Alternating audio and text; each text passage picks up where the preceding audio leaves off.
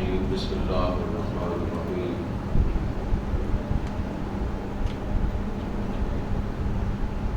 إن هذا القرآن يهدي للتي هي أقوم ويبشر المؤمنين الذين يعملون الصالحات أن لهم أجرا كبيرا وأن الذين لا يؤمنون بالآخرة أعتدنا لهم عذابا أليما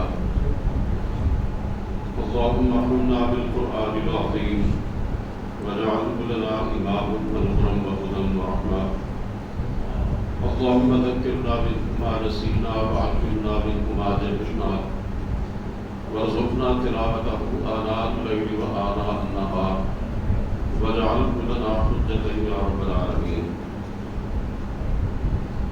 حضرات محترم، آج الحمدللہ تعالی ہماری 3 روزہ ختم قرآن کلاس کا تیسرا اور آخری دن ہے۔ کل ہم نے سورہ کہف کے دوسرے رکوع تک مطالعہ کیا تھا اور آج انشاءاللہ العزیز اس کے تیسرے رکوع سے آغاز کریں گے۔ اعوذ باللہ من الشیطان الرجیم بسم اللہ الرحمن الرحیم نحن نقص علیک نبأہم بالحق، ہم ان کے حالات تم سے صحیح بیان کرتے ہیں۔ نحن نقص علیک نبأہم بالحق، ہم ان کا اصل واقعہ تمہیں سناتے ہیں۔ انہم فتیۃ آمنوا بربہم، وہ چند نوجوان تھے جو اپنے پروردگار پر ایمان لائے تھے۔ وزدناہم ہدی، اور ہم نے ان کو اور زیادہ ہدایت دی تھی۔ نحن نقص علیک نبأہم بالحق، ہم ان کا اصل واقعہ تمہیں سناتے ہیں، ہم ان کے حالات تم سے صحیح بیان کرتے ہیں۔ انہم فتیۃ آمنوا بربہم، وہ چند جوان تھے جو اپنے پروردگار پر ایمان لائے تھے۔ وزدناہم ہدی، اور ہم نے ان کو ہدایت میں ترقی دی تھی۔ اصحاب کہف کے بارے میں اللہ رب العزت بیان فرما رہے ہیں کہ وہ چند نوجوان تھے جو اپنے پروردگار پر ایمان لائے تھے، جنہوں نے اللہ رب العزت کی توحید کو مانا تھا، اس کی وحدانیت کا اقرار کیا تھا، شرک سے اور بت پرستی سے انہوں نے توبہ کی تھی اور اسے کنارہ کشی اختیار کی تھی۔ بعض مفسرین کہتے ہیں کہ اصحاب کہف کا زمانہ حضرت عیسیٰ علیہ السلام کے بعد کا زمانہ ہے، اور بعض مفسرین کہتے ہیں کہ یہ حضرت عیسیٰ علیہ السلام سے کافی عرصہ پہلے کا واقعہ ہے۔ امام ابن کثیر رحمہ اللہ نے اسی رائے کو اختیار کیا ہے، اور زیادہ صحیح بات یہی ہے کہ اصحاب کہف کا دور حضرت عیسیٰ علیہ السلام سے پہلے کا تھا۔ ایک بادشاہ تھا دقیانوس، جو شہر کا حکمران تھا جس میں یہ اصحاب کہف رہتے تھے۔ وہ بت پرست تھا اور لوگوں کو ان کی پرستش کی تلقین کرتا اور ان کی نظر و نیاز کی ترغیب دیتا تھا۔ اللہ تعالیٰ نے ان نوجوانوں کے دلوں میں یہ بات ڈال دی کہ عبادت اور بندگی کا حق تو صرف پروردگار عالم ہی رکھتا ہے۔ اللہ تعالیٰ نے ان کے سینوں کے اندر توحید کی شمع روشن کر دی۔ وہ ایک جگہ چھپ کر الگ ہو کر اللہ تعالیٰ کی عبادت کرتے، رب واحد کی پوجا کرتے۔ آہستہ آہستہ ان کے اس عقیدہ توحید کی اور ان کی عبادت کی آواز لوگوں تک پہنچ گئی، اور اس طرح شدہ ان کے بارے میں حاکم وقت کو بھی معلوم ہو گیا۔ اس نے انہیں اپنے دربار میں طلب کیا اور پوچھا کہ کیا تم ہمارے معبودوں سے کنارہ کشی اختیار کر چکے ہو، انہیں چھوڑ چکے ہو اور صرف ایک رب کی بندگی کرتے ہو؟ تو انہوں نے بلا خوف و خطر ڈنکے کی چوٹ پہ اپنے عقیدہ توحید کا اظہار کیا اور کہا کہ ہاں، عبادت کا حق وہی رکھتا ہے جو آسمانوں اور زمین کا حق ہے۔ ہم تمہارے شرک سے بالکل بری و ذمہ ہیں اور تمہارے معبودان باطلہ سے بالکل انکاری ہیں۔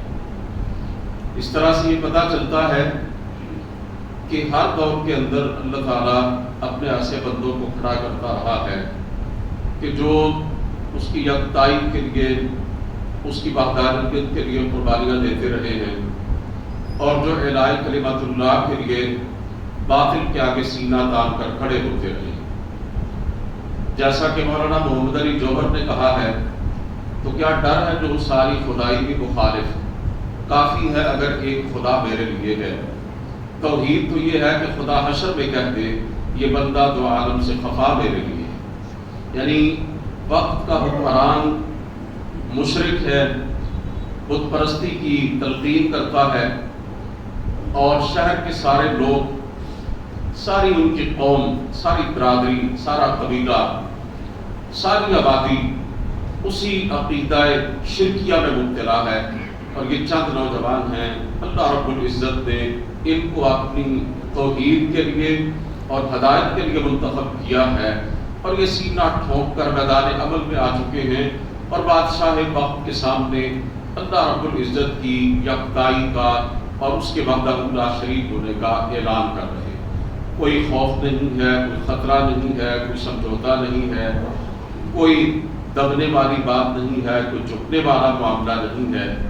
اللہ تعالیٰ کے یہ بندے، حقیقی بات یہ ہے کہ توحید کا سب سے پہلا تقاضا یہ ہے کہ بندے کے دل سے اللہ تعالیٰ کے سوا ہر ایک کا خوف اور ڈر نکل جائے۔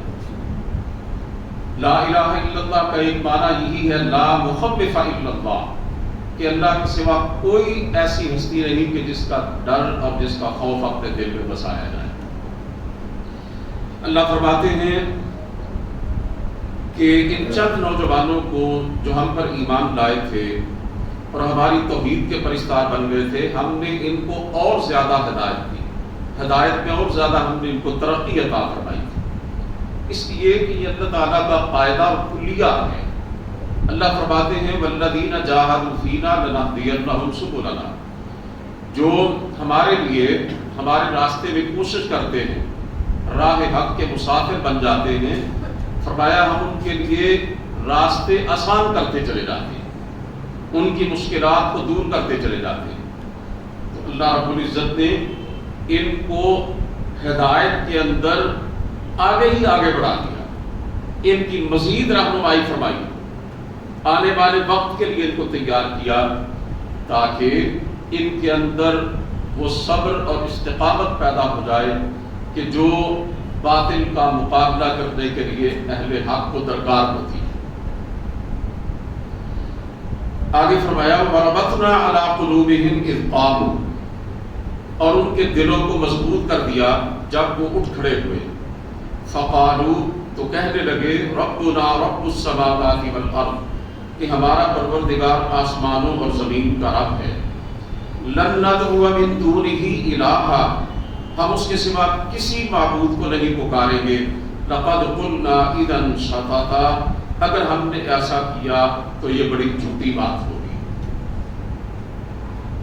دوبارہ سنیے وَرَبَطْنَا عَلَىٰ قُلُوبِهِمْ إِذْ قَامُوا، اور ہم نے ان کے دلوں کو مضبوط کر دیا جب وہ اٹھ کھڑے ہوئے، فَقَالُوا رَبُّنَا رَبُّ السَّمَاوَاتِ وَالْأَرْضِ، تو کہنے لگے کہ ہمارا پروردگار وہی ہے جو آسمانوں اور زمین کا رب ہے، لَن نَدْعُوَ مِن دُونِهِ إِلَٰهًا، ہم اس کے سوا کسی کو معبود سمجھ کر نہیں پکاریں گے، لَقَدْ قُلْنَا إِذًا شَطَطًا، اگر ہم نے ایسا کیا تو بڑی بیجا بات ہوگی، بڑی جھوٹی بات ہے۔ اللہ فرماتے ہیں کہ ہم نے ان کے دلوں کو تقویت عطا کی، ان کے دلوں کو مربوط کر دیا، ان کے دلوں کو مضبوط کر دیا، ان کے حوصلوں کو جلا بخشی، ان کے عزم اور ان کی استقامت میں اضافہ کر دیا۔ یہ اندر آ جائیں آپ لوگ، یہ لوگوں کو ہم بلا کے تو خود باتوں میں مشغول رہتی ہے تو کوئی طریقہ نہیں ہے۔ اللہ فرماتے ہیں کہ ہم نے ان کے دلوں کو طاقت عطا کر دی جب وہ کھڑے ہوئے۔ کب کھڑے ہوئے اور کیوں کھڑے ہوئے؟ جب بادشاہ نے ان کو بلایا طلب کیا، اپنے دربار میں ان سے کہا کہ میرے سامنے آؤ اور بات کرو، تو وہ ڈٹ کے کھڑے ہوئے اور انہوں نے اعلان حق کیا کہ ہم کسی کو بھی اپنا معبود نہیں سمجھتے سوائے اس کے جو پوری کائنات کا پروردگار ہے، جو آسمانوں اور زمین کا خالق اور مالک ہے، اور دنیا ادھر سے ادھر ہو جائے، ہم اس سچے رب کے علاوہ کسی کو نہیں پکاریں گے۔ اب یہ دیکھیں کہ یہاں پہ پکار عبادت کے معنوں میں ہے، اور رسول کریم صلی اللہ علیہ وسلم نے فرمایا الدعاء مخ العبادہ، دعا عبادت کا مغز ہے۔ اور ایک حدیث پاک میں ہے الدعاء هو العبادہ، دعا ہی اصل عبادت ہے۔ اصحاب کہف نے یہ نہیں کہا کہ ہم اللہ کے سوا کسی کی عبادت نہیں کریں گے، بلکہ کہا کہ ہم اس اللہ کے سوا کسی کو ہرگز نہیں پکاریں گے۔ یعنی پکار اور دعا اور غائبانہ ندا یہ صرف اور صرف اللہ کا حق ہے، اور یہ عین عبادت ہے۔ رسول کریم صلی اللہ علیہ وسلم نے فرمایا لیس شیء اکرم علی اللہ من الدعاء، اللہ تعالیٰ کے نزدیک دعا سے بڑھ کر قابل قدر اور کوئی چیز نہیں۔ ہم نماز کی ہر رکعت میں اسی بات کا اعادہ کرتے ہیں، اور اللہ رب العزت سے اسی پیمانے وفا کی تجدید کرتے ہیں، ایاک نعبد و ایاک نستعین، یا اللہ ہم تیری ہی عبادت کرتے ہیں اور کریں گے، اور تجھ سے ہی مدد مانگتے ہیں اور مانگیں گے۔ ایک آدمی اپنے گھر میں بیٹھا ہے، بیمار ہے، اسے صحت چاہیے، اور وہ اللہ تعالیٰ کے سوا کسی اور کو یہ ندا دے اور اس طرح پکارے کہ اے فلاں مجھے صحت عطا کر دے، یہ اللہ کا حق تھا جو اس نے کسی اور کو دے دیا۔ کوئی اگر غریب ہے، اسے رزق کی ضرورت ہے، اور وہ اللہ تعالیٰ کو چھوڑ کر کسی کا بھی نام لیتا ہے اور اس کی دعائی دیتا ہے اور غائبانہ پکارتا ہے کہ اے فلاں مجھے رزق عطا کر دے، میری غربت کو دور کر دے، اس نے اللہ کے ساتھ اس کو شریک ٹھہرایا۔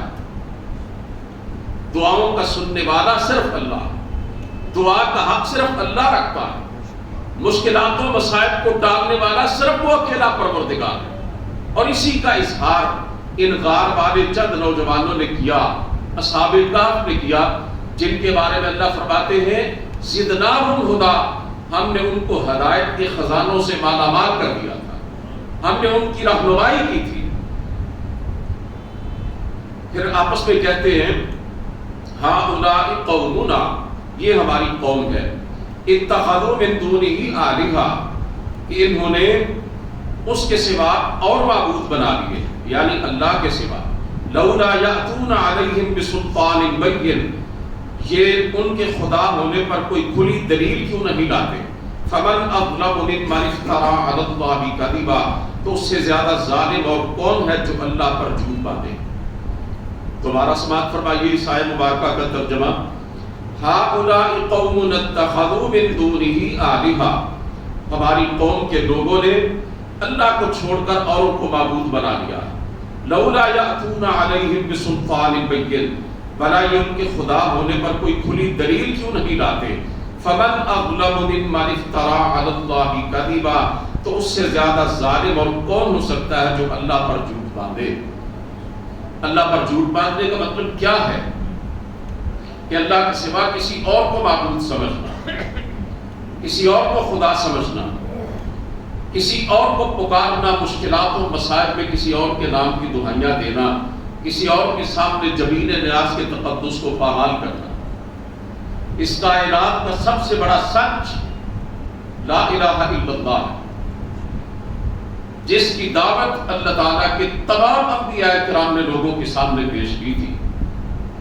ہر نبی نے یہی پیغام سنایا تھا، اعبدوا اللہ، اللہ کی بندگی کرو، اللہ کی عبادت کرو، واجتنبوا الطاغوت، اور اللہ کے سوا جس کی بھی عبادت کی جا رہی ہے اور جو بھی اپنی بندگی کروا رہا ہے اس سے انکار کر دو۔ حضرات محترم، اصحاب کہف نے آپس میں یہ بات کہی کہ ہماری قوم کے لوگوں نے سچے رب کو چھوڑ دیا اور جھوٹے خداؤں کو اپنا انہوں نے ملجا و ماوا بنا دیا، حالانکہ ان کے پاس دلیل کوئی نہیں ہے ان کے خدا ہونے کی اور ان کے الہ ہونے کی۔ شرک اس کائنات کی سب سے بے دلیل بات ہے، سب سے بڑا جھوٹ ہے، توحید کے زیادہ شرک، اس کی دلیل کوئی لا ہی نہیں سکتا۔ یہ تو کائنات کا ذرہ ذرہ اعلان کر رہا ہے کہ اللہ ایک ہے، اس کائنات کا خالق اور مالک وہ اکیلا، وہ رب واحد ہے، اس لیے شرک کی دلیل کوئی کہاں سے لا سکتا ہے؟ پھر آپس میں یہ دوسری بات بھی کہتے ہیں اور ایک دوسرے سے مخاطب ہوتے ہیں۔ اللہ فرماتے ہیں، وہ کہنے لگے وَإِذْ اعْتَزَلْتُمُوهُمْ، اور جب تم نے ان سے کنارہ کر لیا ہے، وَمَا يَعْبُدُونَ إِلَّا اللَّهَ، اور جن کی اللہ کے سوا عبادت کرتے ہیں ان سے، وَإِذْ اعْتَزَلْتُمُوهُمْ وَمَا يَعْبُدُونَ إِلَّا اللَّهَ، اور جب تم نے ان سے اور جن کی اللہ کے سوا عبادت کرتے ہیں ان سے کنارہ کر لیا ہے، فَأْوُوا إِلَى الْكَهْفِ، تو غار میں چل رہو، غار میں جا کے پناہ لو، يَنْشُرْ لَكُمْ رَبُّكُمْ مِنْ رَحْمَتِهِ، تمہارا پروردگار تمہارے لیے اپنی رحمت وسیع کر دے گا، وَيُهَيِّئْ لَكُمْ مِنْ أَمْرِكُمْ مِرْفَقًا، اور تمہارے کاموں میں آسانی کے سامان مہیا کرے۔ ذرا ایمان افروز باتیں سنیے اصحاب کہف کی، عقیدہ سنیے، ان کے توکل علی اللہ کا مشاہدہ کیجیے، پروردگار عالم کے بارے میں، ان کے ایمان کے بارے میں ذرا غور و فکر کیجیے۔ ترجمہ دوبارہ سماعت فرمائیے، وَإِذْ اعْتَزَلْتُمُوهُمْ وَمَا يَعْبُدُونَ إِلَّا اللَّهَ، اور جب تم نے ان سے اور جن کی اللہ کے سوا عبادت کرتے ہیں ان سے کنارہ کر لیا ہے، فَأْوُوا إِلَى الْكَهْفِ، تو غار میں چل کر رہو، غار میں جا کے پناہ لو، يَنْشُرْ لَكُمْ رَبُّكُمْ مِنْ رَحْمَتِهِ، تمہارا پروردگار تمہارے لیے اپنی رحمت وسیع کر دے گا، وَيُهَيِّئْ لَكُمْ مِنْ أَمْرِكُمْ مِرْفَقًا، اور تمہارے کاموں میں آسانی کے سامان مہیا کرے گا۔ یعنی آپس میں کہنے لگے کہ جب تم نے اپنی قوم کو چھوڑ دیا ہے، ان کے عقائد باطلہ کو چھوڑ دیا ہے، ان کے جھوٹے خداؤں سے تم نے کنارہ کشی اختیار کر لی ہے، تو پھر اب دوبارہ ان کے اندر رہنا بنتا نہیں ہے، کیونکہ وہ سارے کے سارے تو کفر اور شرک اور بت پرستی پر اڑے ہوئے۔ اگر تم ان کے اندر جا کے رہنے لگے تو اس کا نتیجہ کیا ہوگا؟ آگے آ رہا ہے، آپس میں انہوں نے کہا تھا وہ تمہیں پتھر مار مار کر ہلاک کر دیں گے یا زبردستی تمہیں اپنے جھوٹے مذہب کی طرف واپس لے کے جائیں گے۔ بعض اوقات ایک بندہ مومن کو اپنا ایمان اور عقیدہ بچانے کے لیے بڑی قربانیاں دینا پڑتی ہیں۔ انہوں نے آپس میں کیا کہا؟ غار میں جا کے پناہ لو۔ میرے اور آپ کے پیارے پیغمبر علیہ السلام نے 13 سال تک مکہ مکرمہ میں سرداران قریش کی تکالیف کا، اذیتوں کا تنے تنہا مقابلہ کیا تھا۔ دنیا کا کوئی ایسا دکھ نہ تھا جو آپ نے برداشت نہ کیا، اور تقریباً 125 تعداد ان لوگوں کی جو 13 سال کی طویل جد و جہد کے بعد سرور کائنات علیہ السلام پر ایمان لائے تھے۔ جب حضرت ابو طالب اس دنیا سے چلے گئے، جو آپ کے پشتیبان تھے، اگرچہ ایمان نہیں لائے تھے لیکن آپ کے سگے چچا تھے، باپ سے بھی بڑھ کے آپ کو پیار دیا تھا اور ہر جگہ آپ کی حفاظت کی تھی، وہ چلے گئے، اور وفادار بیوی جس نے عسر و یسر میں آپ کا ساتھ دیا تھا، سیدہ خدیجہ رضی اللہ تعالیٰ عنہ، ہر قدم پر اور ہر موڑ پر آپ کے ساتھ قدم سے قدم ملا کے چلی تھی، اسی سال ان کا بھی انتقال ہو گیا۔ تو سرداران مکہ کی اذیتوں میں اور تکلیفوں میں بے پناہ اضافہ ہو گیا، آپ کی جان کے در پہ ہو گئے۔ تو پھر آپ صلی اللہ علیہ وسلم بھی اپنے رفیق خاص حضرت ابو بکر صدیق رضی اللہ تعالیٰ عنہ کے ساتھ شہر مکہ سے نکلے، اور کہاں جا کے پناہ لی تھی آپ نے؟ غار کے اندر۔ اصحاب کہف نے بھی اپنا عقیدہ، اپنا ایمان بچانے کے لیے شہر چھوڑا، اپنی قوم کو چھوڑا، غار کے اندر پناہ گزین ہو گئے۔ اور آپس میں دیکھیں کہہ رہے ہیں نا، عیش و عشرت کی زندگی چھوڑو، شہر چھوڑو، اپنے بڑے پورے گھر چھوڑو، برادری قوم قبیلہ چھوڑو۔ یہ جو میں بڑے آرام سے آپ کے سامنے کہہ رہا ہوں نا کہ یہ ساری چیزیں چھوڑو، اور انہوں نے چھوڑ دی، یہ کہنا آسان ہے، کرنا بڑا مشکل ہے۔ ہمارے لیے تو اللہ کی خاطر اپنی کسی معمولی سے معمولی خواہش کو بھی چھوڑنا ممکن نہیں ہے۔ ہم تو کہتے ہیں کہ ساری منمانیاں بھی چلتی رہے اور دین جو ہے وہ بھی ہمارے ہاتھوں میں رہے۔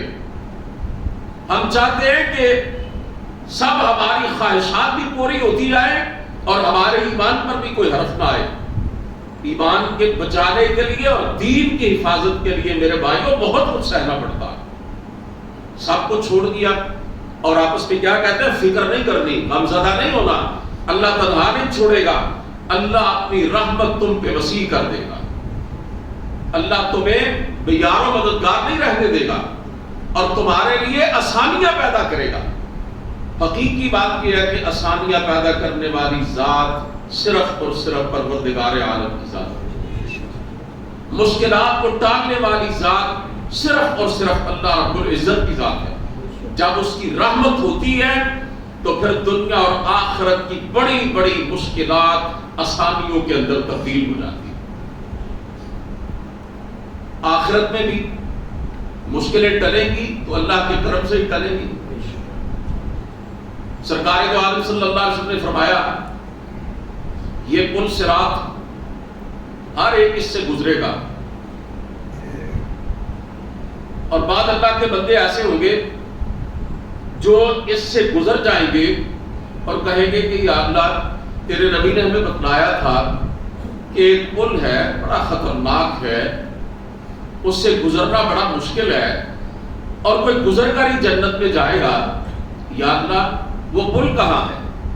اللہ فرمائیں گے کہ وہ پل تم نے عبور کر بھی لیا ہے، اے میرے بندو میں نے تمہیں اس کا پتہ بھی نہیں چلنے دیا۔ حالانکہ بہت سے ایسے ہوں گے جو اس پل کو عبور کرتے ہوئے ہی جہنم کے اندر گر جائیں گے، کچھ گرتے پڑتے پار کر جائیں گے۔ اسی طرح قیامت کا دن کتنے ہزار سال کا ہے؟ دنیا کے 50,000 سال کے برابر روز محشر۔ سرکار دو عالم صلی اللہ علیہ وسلم نے فرمایا اللہ جن کے لیے آسانیاں پیدا کرے گا ان کے لیے 50,000 سال طویل دن اس طرح گزر جائے گا جتنے وقت میں تم دنیا میں 2 رکعت نماز پڑھتے ہو نا، اتنے وقت میں اللہ اپنے کچھ بندوں کے لیے 50,000 سالہ لمبے دن کو یوں گزارتے ہیں۔ اور اصحاب کہف کیا کہتے ہیں؟ سب کچھ چھوڑ چھاڑ کے اللہ کی خاطر، ہر چیز ہر رشتہ چھوڑ کے ایمان اور عقیدہ بچا کے غار میں پناہ گزین ہے، اور کہتے ہیں گھبرانا نہیں، اللہ اپنی رحمت کرے گا تم پر، کرم کرے گا، تمہیں بے آسرا نہیں چھوڑے گا اور تمہارے کاموں میں آسانیاں پیدا کرے گا۔ اور بالکل اسی طرح جیسے سرکار دو عالم صلی اللہ علیہ وسلم کو اور حضرت ابو بکر رضی اللہ تعالیٰ عنہ کو مکے کے کافر تلاش کرتے کرتے غار ثور کے دانے تک پہنچ گئے لیکن آپ تک پہنچ نہیں سکے، اللہ نے حفاظت فرمائی۔ بالکل اسی طرح اللہ کے یہ بندے غار کے اندر پناہ گزین ہو گئے، مالک کائنات نے ایسے بندوبست کیے کہ وہ ظالم بادشاہ اور پورا شہر مل کر بھی انہیں کوئی گزند نہ پہنچا سکا۔ اور یہ بات بھی ہمارے ایمان کا حصہ ہے، جس چیز کی حفاظت اللہ کرنا چاہے ساری دنیا بھی دشمن اور مخالف ہو جائے اس کا بال بھیگا نہیں کر سکتا۔ اللہ تعالیٰ نے جو انتظامات فرمائے نا اب ذرا ملاحظہ کیجیے گا۔ فرمایا وَتَرَى الشَّمْسَ اِذَا طَلَعَتْ، اور جب سورج نکلے تو تم دیکھو تَزَاوَرُ عَنْ كَهْفِهِمْ ذَاتَ الْيَمِينِ، کہ وہ ان کے غار سے داہنی طرف کنارہ کش ہو جائے، وَإِذَا غَرَبَتْ، اور جب غروب ہو تَقْرِضُهُمْ ذَاتَ الشِّمَالِ، تو ان سے بائیں جانب کترا کے نکل جائے۔ وَهُمْ فِي فَجْوَةٍ مِّنْ، اور وہ ایک کھلی جگہ پر موجود تھے. ذَلِكَ مِنْ آیَاتِ اللَّهِ، یہ اللہ کی نشانیوں میں سے ہے. مَنْ يَهْدِ اللَّهُ فَهُوَ الْمُهْتَدِ، جس کو اللہ ہدایت دے وہی ہدایت یافتہ ہے. وَمَنْ يُضْلِلْ، اور جس کو وہ گمراہ چھوڑ دے، فَلَنْ تَجِدَ لَهُ وَلِيًّا مُرْشِدًا، تو اس کے لیے تم کوئی کارساز یا رہنما نہیں پاؤ گے. دوبارہ توجہ سے اس آیت مبارکہ کا ترجمہ سماعت فرمائیے. وَتَرَى الشَّمْسَ إِذَا طَلَعَتْ تَزَاوَرُ عَنْ كَهْفِهِمْ ذَاتَ الْيَمِينِ، اور تم دیکھو کہ جب سورج نکلے تو ان کے غار سے دائیں طرف کنارہ کر کے نکل جائے. وَإِذَا غَرَبَتْ تَقْرِضُهُمْ ذَاتَ الشِّمَالِ، اور جب غروب ہو تو ان سے بائیں طرف کترا جائے. وَهُمْ فِي فَجْوَةٍ مِّنْ، اور وہ غار کی وسیع و عریض جگہ میں تھے. ذَلِكَ مِنْ آیَاتِ اللَّهِ، یہ اللہ کی نشانیوں میں سے ہے. مَنْ يَهْدِ اللَّهُ فَهُوَ الْمُهْتَدِ، جس کو اللہ ہدایت دے وہی ہدایت پانے والا ہے. وَمَنْ يُضْلِلْ، اور جس کو وہ گمراہ کر دے، فَلَنْ تَجِدَ لَهُ وَلِيًّا مُرْشِدًا، تو تم اس کے لیے کوئی کارساز اور راستہ بتانے والا یا ہدایت دینے والا نہیں پاؤ گے. اللہ تعالیٰ نے ان کو غار میں سلا دیا، ان کی حفاظت فرمائی. اور اس آیت مبارکہ کا ترجمہ آپ نے سماعت فرمایا کہ وہ غار میں کسی تنگ و تاریک جگہ پر نہیں تھے، بلکہ کشادہ کھلی جگہ پر تھے، اور وہاں پہ دھوپ پڑتی تھی جیسا کہ کھلی ڈلی جگہوں پر پڑتی ہے. لیکن اللہ فرماتے ہیں ہم نے ایسا انتظام کیا کہ جب سورج نکلتا طلوع ہوتا تو آپ اسے حکم دیتے کہ تو نے ان کے اوپر سے نہیں آنا، ذرا بائیں طرف ہو کے ان پر دھوپ ڈالے بغیر تو نے گزر جانا ہے. جب تو نے چڑھنا ہے تو ان کے اوپر سے نہیں چڑھنا. اور جب اللہ فرماتے ہیں سورج غروب ہوتا تھا تو ہمارا حکم اسے یہ ہوتا تھا کہ ذرا کنی کترا کے بائیں طرف سے نکل جا، میرے ان محبوبوں کو، میرے ان ولیوں کو، میرے ان دوستوں کو تیری حدت اور تیری تپش جو ہے وہ ستانے نہ پائے. اللہ تعالیٰ نے ان کو سائے میں رکھا. اور اس طرح یہ جو سورج طلوع و غروب کے وقت دائیں بائیں نکل جاتا تھا، اللہ کیا فرما رہے ہیں؟ ذَلِكَ مِنْ آیَاتِ اللَّهِ، یہ ہماری قدرت کاملہ کی نشانیوں میں سے ایک نشانی ہے. وہی سورج جو روزانہ مشرق سے نکلتا اور مغرب میں غروب ہوتا ہے، اللہ نے ایسا لگا بندہ نظام بنا دیا ہے. آج جتنے بج کر جتنے منٹ اور سیکنڈ پہ سورج نکلا ہے نا، آپ اس کو نوٹ کیجئے، اور جتنے بج کے جتنے منٹ اور سیکنڈ پہ ڈوبا ہے اسے بھی نوٹ کیجئے. اگلے سال جب یہی تاریخ آئے گی تو پھر دیکھیے گا سورج کے طلوع و غروب میں ایک سیکنڈ کے کروڑویں حصے کا بھی فرق نہیں پڑے گا. پورے سال کی تاریخیں نوٹ کیجئے، اور ان تاریخوں کے اندر سورج کے طلوع و غروب کا وقت نوٹ کیجئے، اور اگلے سال انہی تاریخوں پر ڈے بائی ڈے آپ چیک کرتے جائیں. یقین جانے ایک لمحے کی بھی کمی یا بیشی آپ نہیں دیکھیں گے. اللہ تعالیٰ کا ایسا اٹل نظام ہے، لیکن اس مالک نے اپنے ان محبوب بندوں کی خاطر اپنے سورج کے اور اپنے حکم کے اس پابند سیارے کو اپنی روٹین سے تھوڑا سا کہا ذرا ہٹ کے طلوع و غروب ہونا چاہیے تھا. یہی دلیل تھی نا جو حضرت ابراہیم علیہ السلام نے نمرود کے سامنے دی تھی. اب تعارف کروایا نا اپنے رب کا کہ میرا پروردگار وہ ہے جو موت اور زندگی کا مالک ہے. اس نے کہا یہ تو میرے بھی قبضہ قدرت میں ہے، یہ معاملہ تو میری بھی دسترس میں ہے. ظالم جابر اور مشرک تھا نا جی، تو ایک بے قصور کو پکڑ کے پھانسی دے دی اور مجرم کو چھوڑ دیا. تو کہا دیکھو موت و حیات میرے ہاتھ میں بھی ہے کہ نہیں ہے. تو حضرت ابراہیم علیہ السلام نے پھر جواب الجواب دیا، ان اللہ یأتی بالشمس من المشرق، میں جس رب کو مانتا ہوں وہ روزانہ سورج کو مشرق سے نکالتا ہے. فأت بہا من المغرب، تو بھی خدائی کا دعوے دار ہے تو ذرا سورج کو مغرب سے نکال کے دکھا. ظاہر ہے اب وہ ایسا تو نہیں کر سکتا، اس نے تو اللہ کے دیے ہوئے اختیار اور اقتدار کا ناجائز فائدہ اٹھایا اور ظلماً ایک بے قصور کی جان لے لی اور دعویٰ کیا کہ موت و حیات میرے بھی قبضے میں، اب سورج پر اس کا حکم کیسے چلتا؟ بالکل اسی طرح اللہ تعالیٰ نے اس آیت مبارکہ میں فرمایا کہ یہ سورج ہماری قدرت کی نشانیوں میں سے ایک نشانی ہے، اور اصحاب کہف کے لیے آپ نے جو انتظام کیا کہ سورج کو دائیں بائیں سے نکال کر ان پر دھوپ پڑے بغیر گزار دیتے تھے، یہ ہماری بہت بڑی نشانی ہے۔ اور ساتھ ہی نشانی اللہ تعالیٰ بتلا رہے ہیں کہ ہم کیوں دکھاتے ہیں لوگوں کو، تاکہ لوگ ان کو سمجھ کر ہدایت پائیں، اور یہ بھی اعلان کر دیا ہدایت اسی کو ملتی ہے جس کو ہم ہدایت عطا کرتے ہیں، اور اس کو دیتے ہیں جس کے دل میں اس کی طلب اور تڑپ ہوتی ہے، جو اس ہدایت کے لیے جد و جہد کرتا ہے، اپنے دل میں جستجو رکھتا ہے، شوق رکھتا ہے۔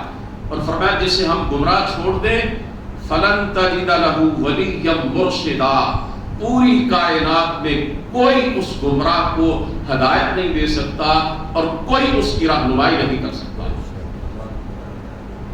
اب ہم ایک اور رکوع پڑھتے ہیں اختصار کے ساتھ، انشاءاللہ العزیز 10-15 منٹ میں اپنی بات کو مکمل کریں گے۔ اصحاب کہف کا ہی تذکرہ چل رہا ہے۔ اللہ فرماتے ہیں وَتَحْسَبُهُمْ أَيْقَاظًا، اور تم ان کو خیال کرتے کہ وہ جاگ رہے، وَهُمْ رُقُودٌ، حالانکہ وہ سو رہے تھے، وَنُقَلِّبُهُمْ ذَاتَ الْيَمِينِ وَذَاتَ الشِّمَالِ، اور ہم ان کو دائیں اور بائیں کروٹیں بدلاتے تھے، وَكَلْبُهُمْ بَاسِطٌ ذِرَاعَيْهِ بِالْوَصِيدِ، اور ان کا کتا چوکھٹ پر دونوں ہاتھ پھیلائے ہوئے تھا، لَوِ اطَّلَعْتَ عَلَيْهِمْ، اگر تم ان کو جھانک کر دیکھتے، لَوَلَّيْتَ مِنْهُمْ فِرَارًا، تو پیٹھ پھیر کر بھاگ جاتے، وَلَمُلِئْتَ مِنْهُمْ رُعْبًا، اور ان سے دہشت میں آ جاتے اور ان کا رعب تم پہ طاری ہو جاتا۔ دوبارہ سنیے، وَتَحْسَبُهُمْ أَيْقَاظًا وَهُمْ رُقُودٌ، اور تم ان کو خیال کرتے کہ وہ جاگ رہے ہیں حالانکہ وہ سو رہے تھے، وَنُقَلِّبُهُمْ ذَاتَ الْيَمِينِ وَذَاتَ الشِّمَالِ، اور ہم ان کو دائیں اور بائیں کروٹ بدلاتے تھے، وَكَلْبُهُمْ بَاسِطٌ ذِرَاعَيْهِ بِالْوَصِيدِ، اور ان کا کتا چوکھٹ پر دونوں ہاتھ پھیلائے ہوئے تھا، لَوِ اطَّلَعْتَ عَلَيْهِمْ، اگر تم ان کو جھانک کر دیکھتے، لَوَلَّيْتَ مِنْهُمْ فِرَارًا، تو پیٹھ پھیر کر بھاگ جاتے، وَلَمُلِئْتَ مِنْهُمْ رُعْبًا، اور ان سے دہشت میں آ جاتے۔ اللہ فرماتے ہیں کہ اگر تم ان کو اس حالت میں جس میں آپ نے ان کو سلا رکھا تھا دیکھتے تو تم یہ سمجھتے کہ وہ جاگ رہے۔ اللہ تعالیٰ نے کچھ ایسا سامان کیا تھا کہ ان کی آنکھیں کچھ کھلی ہوئی تھی اور دیکھنے میں وہ ایسے نظر آتے تھے کہ جیسے وہ حالت بیداری میں ہیں، لیکن اللہ فرماتے ہیں حقیقت میں تو ہم نے ان پہ نیند طاری کر رکھی تھی، ہم نے تو اپنے ان بندوں کو بڑے آرام اور سکون کی نیند سلا رکھا تھا، اور ہم اللہ فرماتے ہیں کہ اس دوران ان کی کروٹیں دائیں اور بائیں بدلتے رہتے تھے۔ آپ کو معلوم ہے نا کہ ایک ہی کروٹ پہ بندہ رہے تو جسم مٹی سے گلنے سڑنے کا خدشہ ہوتا ہے۔ اللہ تعالیٰ نے اپنے بندوں کے جسموں کی بھی حفاظت فرمائی، اپنے ان ولیوں کے خاکی مٹی سے بنے ہوئے جسموں کی بھی حفاظت فرمائی کہ وہ گل سڑ نہ جائیں۔ 309 سال تک تو ان کو اللہ تعالیٰ نے سلائے رکھا۔ اللہ فرماتے ہیں ہم کبھی دائیں ان کی کروٹ بدلتے تھے، کبھی بائیں ان کی کروٹ بدلتے تھے، تاکہ ان کے جسم مٹی سے محفوظ رہے، اور ان کا کتا چوکھٹ پر دونوں ہاتھ پھیلائے ہوئے بیٹھا ہوا تھا، غار کے منہ پر، غار کے تانے پر۔ اب اس سے یہ نہیں شبہ پیدا ہونا چاہیے کہ جناب یہ کتا اپنے ساتھ رکھنا جائز ہے۔ پہلی بات تو یہ ہے کہ شریعتوں کے احکامات مختلف رہے۔ دین تو شروع سے حضرت آدم علیہ السلام سے لے کر رسول مقبول صلی اللہ علیہ وسلم تک ایک ہی راہ ہے، اسلام۔ مختلف نبیوں کی شریعتوں کے احکامات مختلف رہے۔ ہو سکتا ہے کسی شریعت کے اندر کتا رکھنے کی اجازت ہو، بعض احکامات پہلی شریعتوں کے اور تھے، ہمارے پیارے پیغمبر کی شریعت کے اندر آ کے اللہ تعالیٰ نے بدل دیے، کئی آسانیاں پیدا کی جو پہلی امتوں کے لیے نہیں تھی۔ اور ویسے بھی آپ نے پڑھا، یہ تو ایک مشرک قوم کے اندر سے یہ چند نوجوان بندے تھے نا جن کو اللہ تعالیٰ نے ان کے دل میں بات ڈالی کہ عبادت اور بندگی کا حق میں اکیلا رکھتا، اللہ نے ان کو توحید کی سمجھ عطا کر دی، تو اس لیے کتا ان کے ساتھ ہوگا۔ رسول کریم صلی اللہ علیہ وسلم نے فرمایا ہے کہ جس گھر میں کتا ہوتا ہے یا تصویر ہوتی ہے اس میں رحمت کے فرشتے داخل نہیں ہوتے۔ ریوڑ ہے جانوروں کا، اس کی حفاظت کے لیے کتا رکھا جا سکتا ہے، کوہ ویلی وغیرہ اس میں ڈنگر بندے ہوئے ہیں، ان کی حفاظت کے لیے کتا رکھنے کی اجازت ہے، شکار کے لیے کتا رکھنے کی اجازت ہے، لیکن گھر میں کتا رکھنے کی پالنے کی اجازت نہیں ہے۔ دیواروں پر تصویریں نہیں لٹکی ہونی چاہیے، جانداروں کی، بے جان چیزوں کی نہیں۔ یہ درخت ہیں، قدرتی مناظر ہیں، پہاڑ ہیں، ندی نالے ہیں، دریا سمندر ہیں، اور یہ سرسبز و شاداب جو مناظر ہیں، ان کی جو تصویریں ہیں اور سینری ہیں ان کے لگانے میں کوئی حرج نہیں ہے، لیکن جانداروں کی تصویریں گھروں میں دیواروں کے ساتھ لٹکی نہیں ہونی چاہیے، اور نہ اس طرح کے بت جو ہے وہ گھروں میں پڑے ہونی چاہیے۔ اللہ فرماتے ہیں کہ اگر تم ان ہمارے بندوں کو دیکھ لیتے تو تم ان کی تاب نہ لا سکتے، پیٹ پھیر کر بھاگ جاتے۔ اللہ تعالیٰ نے ان کو ایک ایسا رعب دبدبہ عطا کیا تھا، جب ان کو اللہ تعالیٰ نے سنایا تھا تو کچھ ایسی کیفیت مالک کائنات نے بنا دی تھی۔ اللہ فرماتے ہیں اگر تم ان کو دیکھ لیتے تو دہشت کے مارے پیٹ پھیر کے بھاگ جاتے۔ اللہ نے یہ انتظام اس لیے کیا تھا کہ کوئی دشمن میرے بندوں کو غزا نہ پہنچا دے، نقصان نہ پہنچا دے۔ اللہ فرماتے ہیں ان کا رعب تم پہ طاری ہو جاتا۔ سرکار دو عالم صلی اللہ علیہ وسلم نے بھی فرمایا نا کہ مجھے 6 چیزیں اللہ تعالیٰ نے ایسی عطا فرمائی ہیں جو پہلے نبیوں میں سے کسی کو بھی عطا نہیں کی۔ ان میں سے ایک چیز کیا ہے؟ آپ نے فرمایا نصرت بالرعب، اللہ نے مجھے رعب عطا کیا ہوا ہے، اور اس رعب کے ذریعے اللہ نے میری مدد کی ہے۔ اور کیسا رعب؟ فرمایا نصرت بالرعب مسیرۃ شہر، مجھے اللہ نے ایسا رعب اور دبدبہ عطا کیا ہوا ہے، میں ابھی اپنے دشمن کی طرف نکلتا ہوں اور 1 مہینے کے فاصلے پر اپنے دشمن سے ہوتا ہوں تو میرا دشمن مجھ سے ڈرنا شروع کر دیتا ہے۔ اللہ میرے دشمن کے دل میں میرا رعب طاری کر دیتا۔ اللہ تعالیٰ فرما رہے ہیں صحابہ کہف کو بھی کہ ان کا رعب تم پہ پڑ جاتا، تم ان کو دیکھنے کی سکت ہی نہیں رکھتے۔ اس کے بعد فرمایا وَكَذَلِكَ بَعَثْنَاهُمْ لِيَتَسَاءَلُوا بَيْنَهُمْ، اور اسی طرح ہم نے ان کو اٹھایا تاکہ آپس میں ایک دوسرے سے دریافت کریں۔ قَالَ قَائِلٌ مِّنْهُمْ، ان میں سے ایک کہنے والے نے کہا کم لبثتم، تم کتنی مدت یہاں رہے؟ قَالُوا لَبِثْنَا يَوْمًا أَوْ بَعْضَ يَوْمٍ، انہوں نے کہا کہ 1 دن یا اس سے بھی کم۔ قَالُوا رَبُّكُمْ أَعْلَمُ بِمَا لَبِثْتُمْ، انہوں نے کہا کہ جتنی مدت تم رہے ہو تمہارا پروردگار ہی اس کو خوب جانتا ہے۔ یہاں تک پہلی بات کو ذرا سمجھ لیجیے اور دوبارہ سماعت فرمائیے ترجمہ۔ وَكَذَلِكَ بَعَثْنَاهُمْ، اور اسی طرح ہم نے ان کو اٹھایا، لِيَتَسَاءَلُوا بَيْنَهُمْ، تاکہ آپس میں ایک دوسرے سے دریافت کریں۔ قَالَ قَائِلٌ مِّنْهُمْ، ایک کہنے والے نے ان میں سے کہا کم لبثتم، تم کتنی مدت یہاں رہے؟ قَالُوا لَبِثْنَا يَوْمًا أَوْ بَعْضَ يَوْمٍ، انہوں نے کہا کہ 1 دن یا اس سے بھی کچھ کم۔ قَالُوا رَبُّكُمْ أَعْلَمُ بِمَا لَبِثْتُمْ، انہوں نے کہا کہ جتنی مدت تم رہے ہو تمہارا پروردگار ہی اس کو خوب جانتا ہے۔ اللہ فرماتے ہیں پھر ہم نے ان کو ایک مدت دراز کے بعد اٹھایا، کھڑا کیا، جیسے جوان تھے اسی طرح بالکل جوان تھے 309 سال کے بعد، بالکل صحت مند صحیح سالم، اسی کیفیت میں ہم نے دوبارہ ان کو بقا کر دیا تاکہ وہ ایک دوسرے سے اپنا حال دریافت کریں۔ تو وہ کرنے لگے، ایک دوسرے سے پوچھ گچھ کرنے لگے۔ ایک نے کہا بھلا کتنا عرصہ سوئے رہے؟ باقیوں نے جواب دیا کہ 1 دن یا دن کا کچھ حصہ، 1 پہر۔ ہو سکتا ہے دن کے پہلے پہر اللہ تعالیٰ نے ان کو سلایا اور پچھلے پہر جو ہے وہ 300 سال سے زیادہ عرصے کے بعد اٹھایا ہو، اور وہ سمجھ رہے ہو کہ ہم پہلے پہر سوئے تھے اور پچھلے پہر اٹھ کھڑے ہوئے۔ پھر ان میں سے کچھ کہنے لگے کہ سچی بات یہ ہے کہ تمہارا رب ہی جانتا ہے تم کتنی مدت تک اس کیفیت میں پڑے رہے. یہ بات میں آپ کے سامنے اس لیے عرض کر رہا ہوں کہ یہ اللہ کے وہ بندے ہیں جن کے تذکرے اللہ نے اپنے کلام پاک میں کیے، جن کے اللہ کا ولی ہونے میں کسی شک کی گنجائش نہیں ہے، جو اتھینٹیکیٹڈ اللہ کے دوست ہیں. یہ ان کی بات ہو رہی ہے.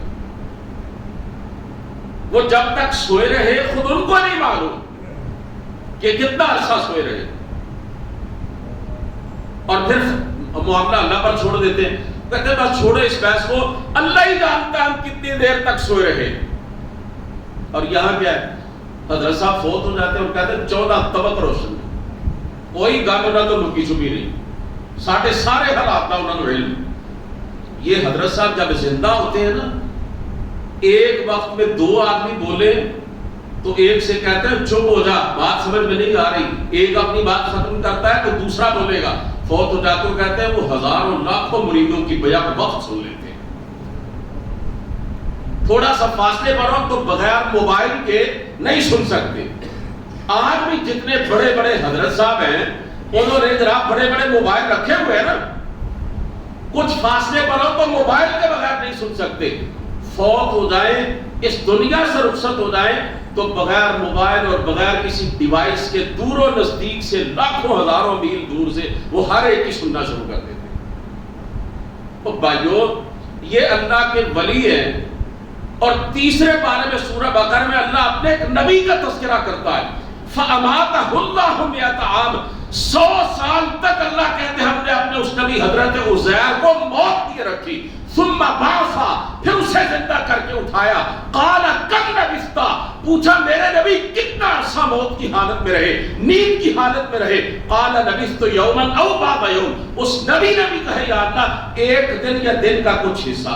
قال بل لبثت 100 عام، اللہ نے کہا نبی نہیں میرے پیغمبر تو 100 سال تک سویا رہا، 100 سال تک میں نے تجھے حالت موت میں رکھا.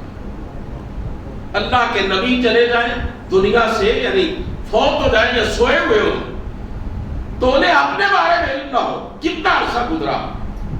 اور یہاں پہ لوگوں نے پتہ نہیں کس کس کے بارے میں یہ عقیدہ بنا لیا ہے کہ جناب ہونا تو کل کوئی چھپی نہیں. اور بعض بڑے دھڑلے سے کہتے ہیں وہ پیر ہی کسی نے مرید کا پتہ نہ ہوئے، وہ پیر ہوتے اپنا پتہ نہیں اللہ کے بندے ہو. یہ اصحاب کہف کو اپنا پتہ تھا. وہ یارو قرآن پڑھ رہا ہوں کو قصہ تو نہیں سنا رہا.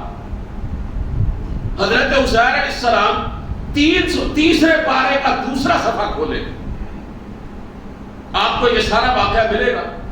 حضرت عزیر علیہ السلام کو 100 سال تک اللہ تعالیٰ نے سلائے رکھا، بلکہ اللہ فرماتا ہے اماتہ اللہ، ہم نے ان کو موت دیے رکھی 100 سال تک. اٹھے تو کہنے لگے 100 سال ایک دن یا دن کا کچھ حصہ رہا. تو نبی کو بھی اپنے بارے میں پتہ نہیں. اور یہاں پہ ہر اہل غیرے کے بارے میں لوگوں نے پتہ نہیں کیا کچھ بنا دیا، تصورات اور دیو پالائی داستانیں، اور پتہ نہیں کہاں کہاں آسمان سے بھی اوپر کی وہ چھوڑتے ہیں. اللہ ہدایت دے، لوگوں کو ہدایت کی دعائیں کر سکتے ہیں نا. یہ بھی عقیدہ توحید کا ایک پہلو ہے کہ عالم الغیب ذات ہے تو اللہ کا، ہر چیز کا جاننے والا ہے تو وہ اکیلا پروردگار. عالم الغیب والشہادہ، ہر کھلی اور چھپی چیز کا جاننے والا وہ ہے. یعلم ما فی السماوات و ما فی الارض، جو کچھ آسمانوں اور زمین میں ہے اللہ ہی کے علم میں ہے. ما یکون من نجوی ثلاثۃ الا هو رابعهم، 3 آدمی ہولے ہولے آپس میں باتیں کریں، اللہ فرماتے ہیں سمجھتے ہیں نا کسی چوتھے کو پتہ نہیں چل رہا، اللہ فرماتے ہیں چوتھا میں ہوتا ہوں. ولا خمسۃ الا هو سادسهم، 5 بندے بیٹھے آپس میں خسر خسر کر رہے ہو نا اور سمجھ رہے ہو کوئی سی آئی ڈی نہیں ہے، کسی کو نہیں سمجھ آ رہی ہم کیا کریں. اللہ فرماتے ہیں چھٹا میں ہوتا ہوں 5 کے ساتھ. ولا ادنى من ذلك ولا اكثر الا هو معهم اينما كانوا، اللہ فرماتے ہیں اس سے کم ہو یا زیادہ ہو، جتنے بھی ہو جہاں بھی ہو میں ہر وقت ان کے ساتھ ہوتا ہوں. ثم ينبئهم بما عملوا يوم القيامة، پھر یہ لوگ جب قیامت کے دن میری بارگاہ میں آئیں گے نا میں سب کچھ جاننے والا ان کو بتلاؤں گا کہ دنیا میں کیا کرتوت کر کے آئے. اس لیے بھائیو سب کچھ جاننے والی ذات اللہ رب العزت کی ذات ہے. اب ایک اور اسی حوالے سے منظر سماعت فرمائیے گا، اس بات ختم ہونے کے بالکل قریب ہے۔ قالوا فبعثوا احدکم بورقکم هذه الى المدینہ، انہوں نے کہا کہ اپنے میں سے کسی کو یہ چاندی کا سکہ دے کر شہر کو بھیجو، فلینظر ایھا ازکی طعاما، وہ دیکھے کہ نفیس عمدہ کھانا کون سا ہے، فلیاتکم برزق من، تو اس میں سے کھانا لے آئے، ولیتلطف، اور آہستہ آہستہ جائے، ولا یشعرن بکم احدا، اور تمہارا حال کسی کو نہ بتائے۔ دوبارہ سماعت فرمائیے، فبعثوا احدکم بورقکم هذه الى المدینہ، تو اپنے میں سے کسی کو یہ چاندی کا سکہ دے کر شہر کو بھیجو، فلینظر ایھا ازکی طعاما، وہ دیکھے کہ سب سے اچھا کھانا کون سا ہے، فلیاتکم برزق من، تو اس میں سے کھانا لے آئے، ولیتلطف، اور نرمی سے جائے، آہستہ آہستہ جائے، ولا یشعرن بکم احدا، اور تمہارا حال کسی کو نہ بتائے۔ آپ سو کے اٹھتے ہیں صبح، تھوڑی دیر کے بعد کس چیز کی ضرورت محسوس ہوتی ہے؟ ناشتے کی، کھانے کی۔ یہ اصحاب کہف، یہ اللہ کے بندے کہنے لگے یہ چاندی کا سکہ ہے، یہ کسی کو بھیجو، یہ ہم جتنے بھی ہیں، قرآن تو کہتا ہے نا، وہ پتہ چلتا ہے کہ 9 سے کم تعداد تھی ان کی، تو انہوں نے کہا کہ اپنے درمیان سے کسی کو بھیجو، چاندی کا سکہ دے کے وہ شہر میں جائے اور دیکھے اچھا کھانا کہاں سے ملتا ہے۔ ہم بھی ایسے ہی کہتے ہیں نا، جب کسی چھوٹے کو بھیجے نا، بھائی کو، بیٹے کو، کہتے ہیں کہ یار کسی چنگی دکان کو ذرا مزیدار جو کھانا لے کے، گجرانے کے لوگ تو خیر لازماً کہتے ہیں، تو کہنے لگے کہ اچھا نفیس کھانا کہاں سے ملتا ہے، بھوک لگی ہے، ہمارے لیے وہ کھانا لے کر آئے، اور ساتھ کہنے لگے ذرا راز رکھتے ہوئے اور ذرا بات کو چھپاتے ہوئے، اور بڑی احتیاط کے ساتھ جو بھی جائے نا، بڑی احتیاط کے ساتھ جائے، ہمارے متعلق کسی کو خبر نہیں ہونی چاہیے۔ وہ ساری یہ ہدایتیں کیوں دے رہے تھے؟ وہ سمجھ رہے تھے کہ وہی زمانہ ہے، ہم تو ایک دن یا دن کا کچھ حصہ سوئے ہیں نا، وہی زمانہ ہے، حالانکہ 3 صدیاں گزر گئی تھی۔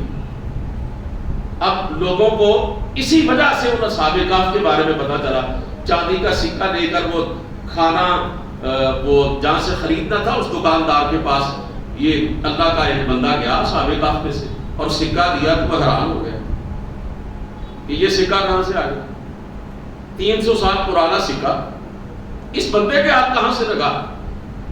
لوگوں کو تھوڑا سا علم ہوا، بات آہستہ آہستہ بادشاہ تک پہنچی، پھر وہ جناب لوگ غار تک پہنچے اور ان کی حقیقت حال کا علم ہوا۔ اس کے بعد اللہ تعالیٰ نے اپنے ان بندوں کو پھر سنا دیا۔ اب یہ بھی واضح دلیل ہے نا جی، انہیں علم ہی نہیں، 3 صدیاں گزر چکی ہیں اور 300 سال پرانے پیسے دے کے کہہ رہے ہیں جاؤ جا کے کھانا لے کے آؤ۔ وہ سمجھے شہر بھی وہی ہے، بستی بھی وہی ہے، دکاندار بھی وہی ہے، اور نقدی اور کرنسی بھی وہی ہے۔ اس کے بعد اللہ فرماتے ہیں انہم ان یظہروا علیکم، اگر وہ تم پر دسترس پا لیں گے، یرجموکم، تو تمہیں سنسار کر دیں گے، او یعیدوکم فی ملتہم، یا پھر اپنے مذہب میں داخل کر دیں گے، ولن تفلحوا اذا ابدا، اور اس وقت تم کبھی فلاح نہیں پاؤ گے۔ یہ ہدایت بھی دی، وہ جو کھانا لے کے جا رہا تھا نا، اس کو یہ ہدایت بھی دی، انہم ان یظہروا علیکم، یعنی ان کو پتہ نہیں چلنا چاہیے تمہارے بارے میں، اگر وہ تم پر دسترس پا لیں گے، قابو پا لیں گے، یرجموکم، تو تمہیں سنسار کر دیں گے، او یعیدوکم فی ملتہم، یا پھر اپنے مذہب میں داخل کر لیں گے، ولن تفلحوا اذا ابدا، اور اس وقت تم کبھی فلاح نہیں پاؤ گے۔ یعنی آپ نے اس دوست کو کھانا لینے کے لیے بھیجا اور کرے گا پوری احتیاط کرنا، کسی کو علم نہ ہو ہمارے بارے میں۔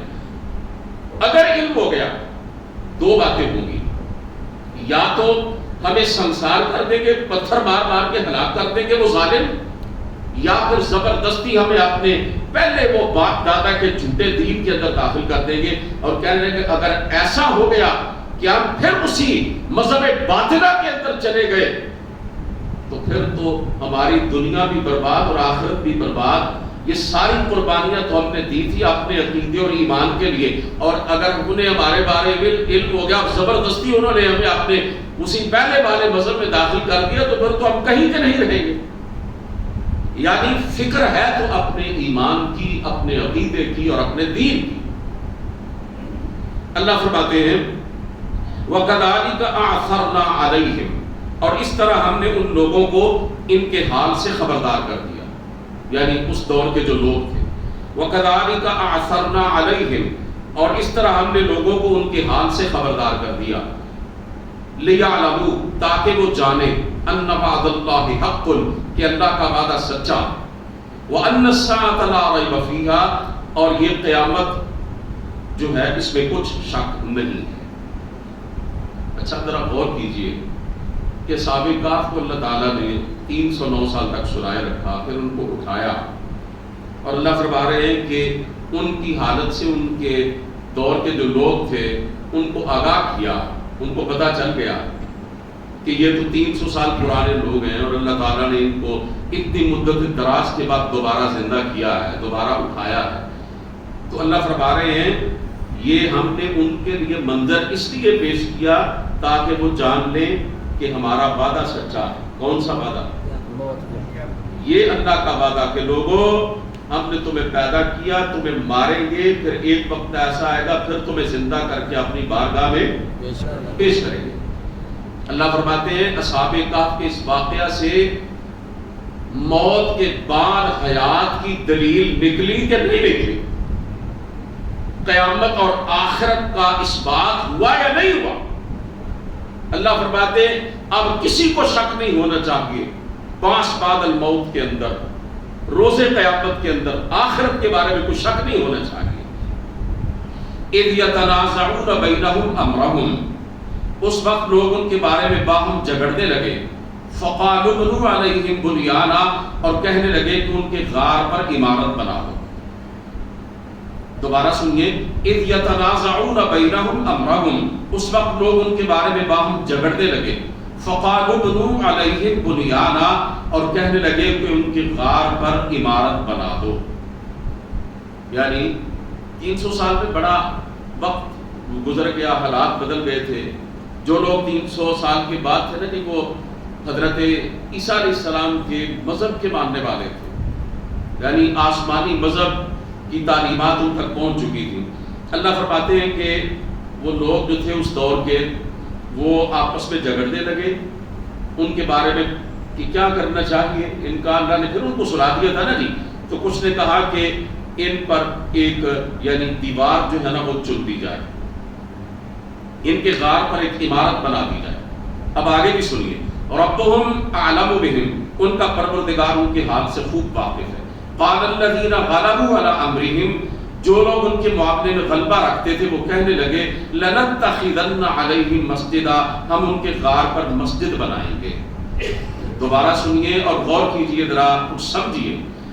قال الذین غلبوا علی امرہم، جو لوگ ان کے معاملے میں غلبہ رکھتے تھے، یعنی جو ذرا طاقتور لوگ تھے، ان کی رائے کو ذرا وزن حاصل تھا، بڑے لوگ تھے جو۔ قال الذین غلبوا علی امرہم، جو لوگ ان کے معاملے میں غلبہ رکھتے تھے وہ کہنے لگے لنتخذن علیہم مسجدا، کہ ہم ان کے غار پر مسجد بنائیں گے۔ اب اس سے بعض لوگ یہ دلیل لیتے ہیں کہ جو اللہ کے ولی ہیں، جو نیک لوگ ہیں نا، ان کے مزاروں پر مسجد بنانی چاہیے، اس آیت سے استدلال کرتے ہیں۔ حالانکہ قرآن کریم اس عمل کو ان کی گمراہی کے طور پر بیان کر رہا ہے، اور سرکار دو عالم صلی اللہ علیہ وسلم نے فرمایا تھا، وہ جو آپ کی حیات مبارکہ کے آخری ایام تھے نا جی، اس میں آپ نے اپنی امت کو جو ہدایات دی ہے نا، ان میں سے ایک ہدایت یہ تھی، لعن اللہ الیہود والنصارى اتخذوا قبور انبیائہم مساجدا، یہود و نصارہ پر اللہ کی لعنت پڑے کہ انہوں نے اللہ کے نبیوں کی قبروں کو مسجدیں بنا لیا، اللہ کے نبیوں کی قبروں کو سجدگاہ بنا لیا۔ لعن اللہ تعالی زائرات القبور والمتخذین علیہ المساجد والسرجا، آپ نے فرمایا کہ اللہ کی لعنت ہے قبروں پر جانے والی عورتوں پر، اور ان پر سجدہ کرنے والوں پر، سجدہ گاہیں بنانے والوں پر، اور ان پر چراغ جلانے والوں پر۔ یہ صحیح حدیث میں آپ کے سامنے پیش کر رہا ہوں۔ صاحب تفہیم القرآن سید ابو الاعلیٰ مودودی رحمہ اللہ نے سورہ کہف کی ان آیات کی تشریح کے اندر یہ جو 2 حدیثیں میں نے آپ کے سامنے پڑھی ہیں، ان کے علاوہ اور حدیثیں بھی نقل کی ہیں، اور آپ نے یہ فرمایا کہ پہلی امتوں میں سے جب کوئی نیک اور صالح بندہ فوت ہو جاتا تو لوگ اس کی قبر پر سجدہ گاہ بنا لیتے، اس کے سامنے جھکنا شروع کر دیتے، حالانکہ سجدے کے لائق تو صرف اور صرف اللہ ہے، سب جانتے ہیں۔ یہ کچھ جاہل لوگ ہیں جو صراط مستقیم سے ہٹے ہوئے، ورنہ کسی مسلک کسی مکتب فکر کے جو جید علماء ہیں اور جو پڑھے لکھے علماء ہیں وہ قطعاً مزارات پر اور قبور پر اس طرح کی حرکتوں کی اجازت نہیں دیتے، بلکہ وہ برملا کہتے ہیں کہ قبروں پر یہ میلے ٹھیلے لگانا یہ بھی حرام ہے اور یہ جاہلیت کے کام ہے۔ اس پہ سب علماء کا، تمام مکاتب فکر کے علماء کا آپس میں اتفاق ہے۔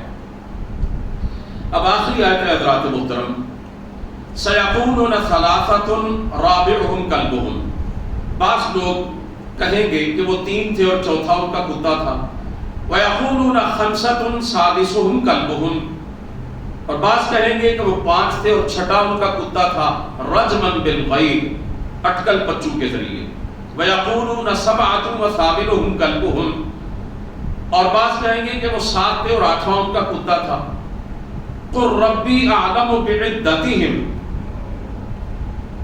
کہہ دو کہ میرا پروردگار ہی ان کی تعداد سے خوب واقف ہے، مَا يَعْلَمُهُمْ إِلَّا قَلِيلٌ، ان کو جانتے بھی ہیں تو تھوڑے ہی لوگ جانتے ہیں، فَلَا تُمَارِ فِيهِمْ إِلَّا مِرَاءً ظَاهِرًا، تو تم ان کے معاملے میں گفتگو نہ کرنا مگر سرسری سی گفتگو، وَلَا تَسْتَفْتِ فِيهِمْ مِنْهُمْ أَحَدًا، اور نہ ان کے بارے میں ان میں سے کسی سے کچھ دریافت کرنا۔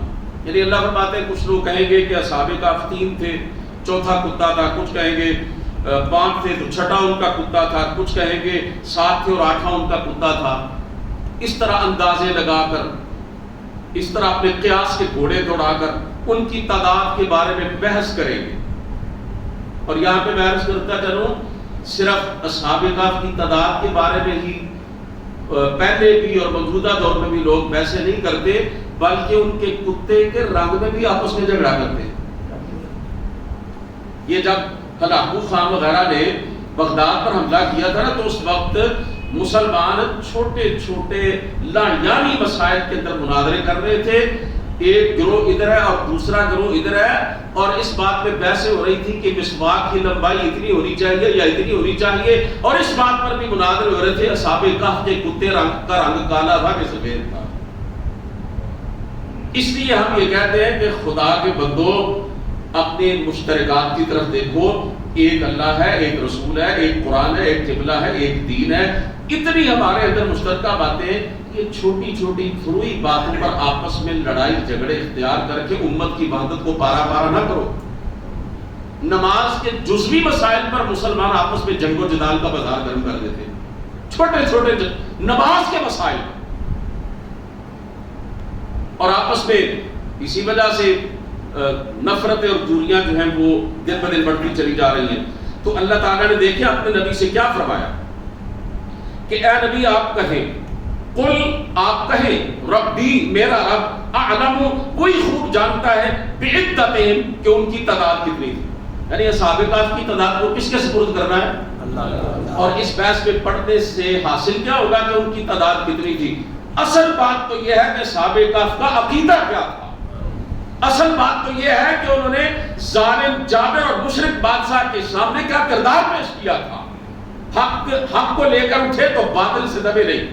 اصل بات تو یہ ہے اللہ نے ان کو 309 سال تک سلا کے رکھا، پھر اٹھایا اور لوگوں تمہیں سمجھایا کہ قیامت کے دن پر اور موت کے بعد کی زندگی پر یقین کر لو۔ اصل بات تو یہ ہے۔ اسی طرح لوگوں نے حضرت یوسف علیہ السلام کے واقعہ میں جو قرآن میں طویل بیان کیا گیا نا، سب کچھ ختم کر دیا اور زلیخا پر سارا زور دے کر حضرت یوسف علیہ السلام کے قصے کو ایک لو سٹوری اور عشقیہ کہانی کے طور پر پیش کر دیا، جیسے ہیر رانجھا ہوتا ہے۔ وہ ایک مولوی صاحب تھے کاموں کی کہ یہاں سے چلے گئے ہیں، ان کے پیچھے جمعہ پڑھنے والے میرے بھی کئی دوست تھے، وہ کہنے لگے ہمارے مولوی صاحب ہر دوسرے جمعے زلیخا کو لے کے بیٹھ جاتے ہیں، پتہ نہیں ان کی اتنی قریبی رشتہ دار ہے کہ اس کے ذکر کے بغیر جمعہ پورا نہیں ہوتا ہے۔ یعنی جو قرآن کا مدعا ہے، قرآن کے اندر بیان کردہ واقعات کا اصل مقصد ہے، اس کو سامنے رکھیں۔ ابھی ذرا اور سنیے اللہ کیا فرماتے ہیں۔ اللہ اپنے حبیب سے فرما رہے ہیں فَلَا تُمَارِ فِيهِمْ إِلَّا مِرَاءً ظَاهِرًا، ان کی تعداد کے بارے میں گہرائی میں نہیں جانا میرے نبی، بس سرسری سی بات کرنی ہے، تعداد کتنی ہو اس سے فرق کیا پڑتا ہے۔ اللہ فرماتے ہیں وَلَا تَسْتَفْتِ فِيهِمْ مِنْهُمْ أَحَدًا، اور نہ ان کے بارے میں آپ نے کسی سے کچھ دریافت ہی کرنا ہے، کسی سے پوچھنے بھی نہیں اصحاب کہف کی تعداد کتنی تھی، کسی سے جھگڑا بھی نہیں کرنا ان کی تعداد کتنی تھی، اس معاملے میں اس بحث میں نہیں پڑنا ان کی تعداد کتنی تھی، بس وہ تھے اللہ کے بندے، نوجوان اللہ کے ولی، حق پرست تھے، توحید کے علمبردار تھے، اس مشرکانہ کافرانہ نظام کے اندر وہ ایک چراغ کی حیثیت رکھتے تھے۔ اور اللہ تعالیٰ سے دعا ہے کہ وہ ہمیں ان کے اس واقعہ سے جو سبق ہمیں حاصل ہوتے ہیں ان کو اپنی زندگی میں جاری کرنے کی توفیق عطا فرمائے۔